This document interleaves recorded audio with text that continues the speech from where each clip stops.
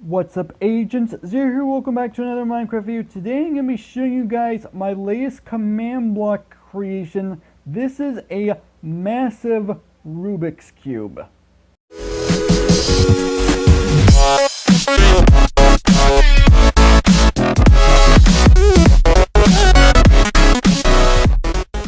Now before I go ahead and go any further, there are a few things that I do want to go ahead and mention before you get to see exactly this thing actually working. First off, well, thing about it working, well, it's still a work in progress. Not everything is functioning. I have pretty much the mechanics down. It's the actual rotating of the sides that's not fully implemented yet. I have one side actively rotating as of right now, but other than that, not 100% working. But yeah, it's still a work in progress, like I said, but it's actually fairly interesting. I actually got this idea from watching a video by someone by the name of SethBling. I'm pretty sure you guys have heard of him before. He made one of these on Java Edition.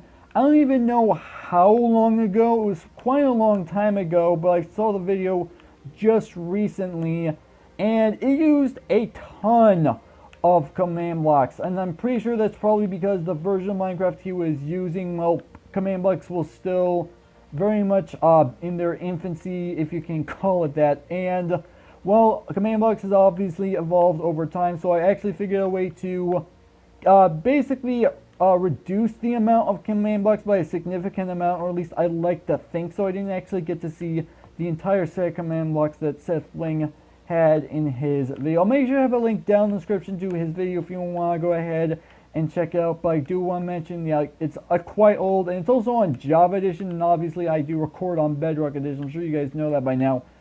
But yeah, I did figure out a way to hopefully reduce the amount of command blocks. And last but not least, before I go ahead and get started with this, I'm actually planning on doing some work on this with my Better United friends. So I've got TGC, Blue Bomber, and Sammy who are going to help me with this project. And speaking of Sammy in particular, he's actually planning on doing a bit of texture work in order to make this look really cool. So you guys will hopefully be able to get to see that by the time this is actually fully functional, which will be kind of nice. But yeah, it's not going to be available for download as of right now. So let's go ahead and get started with actually looking at this thing working for what actually is able to do. I'm sure you guys have been waiting long enough for that. So inside of this chest we have ourselves some items. We have ourselves a rotate clockwise block, rotate counterclockwise block, scramble cube block, and a reset cube block.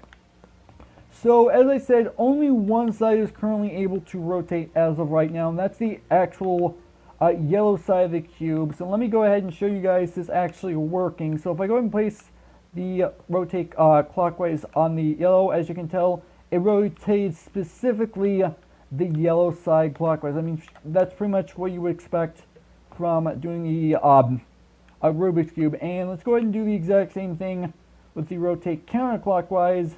And yeah, it just basically works how you would expect a Rubik's Cube to work. Now, we'll go ahead and say that it will actually know which side of the cube we're actually placing these blocks on. But as I said before, only the yellow side is currently rotating. I still have a lot of work to do to get the other sides to rotate. But as you can tell, it obviously knows which side of the cube you actually put these blocks on, which is actually going to help out a lot. So I can do the exact same thing with the rotate counterclockwise block, but like I said, these sides not rotating as of right now, but it'll come hopefully before too long. It's going to take a ton of work.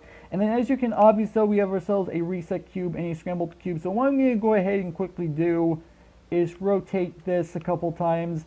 And I think you guys can pretty much guess what the reset block is going to end up doing. It just simply resets the cube back to default. I mean, that much is fairly obvious as to what it would do. And then the scramble cube, while the actual functionality of the actual scrambling of the cube actually works, like I said, only one side currently rotating as of right now. I'll show you exactly what it's supposed to do. But yeah, it's actually not working as you can tell. It's basically saying a few things. It may take a while to scramble. Recommend that you go AFK, and when you're ready to stop it, place the scramble block on the cube, which I'm going to go ahead and do. And as you may notice, it's actually saying which sides are actually being rotated in which direction. By the time this is all going to be finished, that part will actually be removed. I just have that particular set of commands in there for testing purposes only, for at least right now. So hopefully by the time it's done, yeah, you're not going to see which sides are going to be rotating. You're just going to have to observe it unless you're going AFK. So yeah, so let's go ahead and take a look at the actual command blocks itself. And as you can tell, there's a ton of command blocks. Obviously this does look like a lot of command blocks, but from what I can tell from SethBling's video, this is significantly less than what he has, as I already said. But yeah, this is what's currently going on. These command blocks up here are basically rotating the sides counterclockwise, and these are doing it clockwise. You can ignore these signs. Those are just for me to know what's been worked on so far. And apparently, in order to rotate just a single side and in one specific direction, it takes 20 command blocks. I am not even joking. There are 20 chain command blocks going in this direction on both sides. Obviously, one per side. These impulse command blocks or something for. It does work for the actual rotation, but it actually isn't part of the actual rotation. If that makes any sense, probably doesn't. But yeah, just rotating one side in one direction takes 20 command blocks. So in order to get this particular yellow side, in order to function to rotate in both directions, a total of 20 command blocks in order to get to rotate. So that's actually pretty insane.